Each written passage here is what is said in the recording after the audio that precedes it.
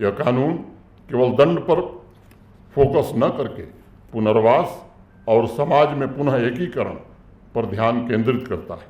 मैं ये बताना चाहूँगा कि इसका उद्देश्य अपराध के मूल कारणों को एड्रेस करना है और अपराधियों को सुधार करने और समाज में सकारात्मक योगदान देने का अवसर भी प्रदान करने का है। इसी प्रकार भारतीय नागरिक सुरक्षा संहिता ने अब क्रिमिनल प्रोसीजर कोड ऑफ 1973 को अब रिप्लेस किया है, जिससे त्वरित एवं निष्पक्ष ट्रायल सुनिश्चित किया जा सकेगा। इस नए कानून के माध्यम से ऐसे मेजर्स इंट्रोड्यूस किए गए हैं ताकि जस्टिस डिलीवरी सिस्टम में देरी समाप्त हो सके। Justice is not only done but seen to be done on time. भारतीय नागरिक सुरक्षा संहिता पब्लिक सेफ्टी सुनिश्चित करते हुए अभियुक्तों के अधिकारों की सुरक्षा पर भी बल देता है।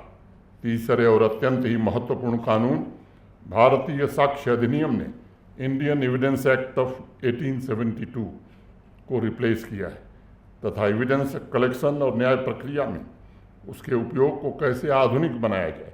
इस कानून के माध्यम से मॉडर्न टेक्नोलॉजी के उपयोग पर विशेष रूप से बल दिया गया है, जिससे एविडेंस की एक्यूरेसी और इंटीग्रिटी दोनों सुनिश्चित की जा सकेगी। न्यायिक प्रणाली की विश्वसनीयता को मजबूत बनाने के लिए इस कानून के द्वारा डिजिटल डॉक्यूमेंटेशन और फॉरेंसिक के महत्वपूर्ण टूल्स का ज़्यादा से ज़्यादा इस्तेमाल हो, इसकी व्यवस्था की गई है।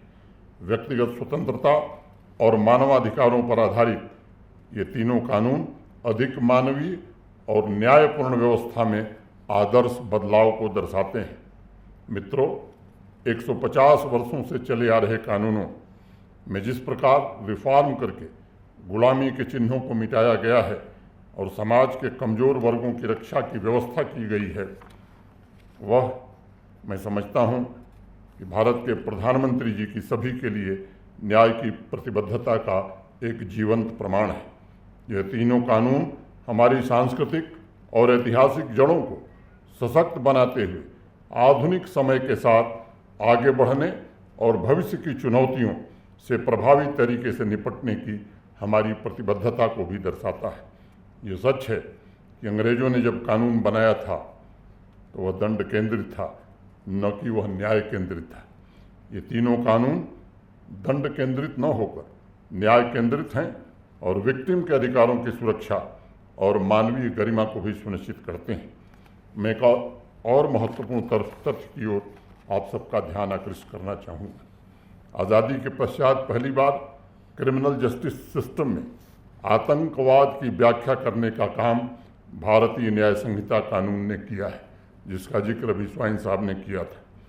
उसे ऐसे कृत्य के रूप में परिभाषित किया गया है जिसका उद्देश्य देश की एकता, अखंडता और सुरक्षा को खतरा पहुंचाना है, आम जनता को डराना या सार्वजनिक व्यवस्था को बिगाड़ना है। जिस कृत्य से स्थानीय स्तर पर शांति भंग हो सकती है उसे आतंकवाद माना गया है। मैं समझता हूँ यह आतंकवाद के खिलाफ जीरो टॉलरेंस के संकल्प को और मजबूती प्रदान करेगा और उसके समूल सफाई के अभियान को नई गति प्रदान करेगा। संगठित अपराध की भी व्याख्या मेरे पहले बताई गई है। भारतीय न्याय संहिता में राजद्रोह यानी सेडिशन को समाप्त कर दिया गया है। इसके स्थान पर देशद्रोह को शामिल किया गया है। भारत की संप्रभुता, एकता और अखंडता को खतरे में डालने वाले कृत्यों को इस श्रेणी में रखा गया है। जो भी व्यक्ति अलगाववाद, सशस्त्र विद्रोह, विध्वंसक गतिविधियों, अलगाववादी गतिविधियों की भावनाओं को प्रोत्साहित करता है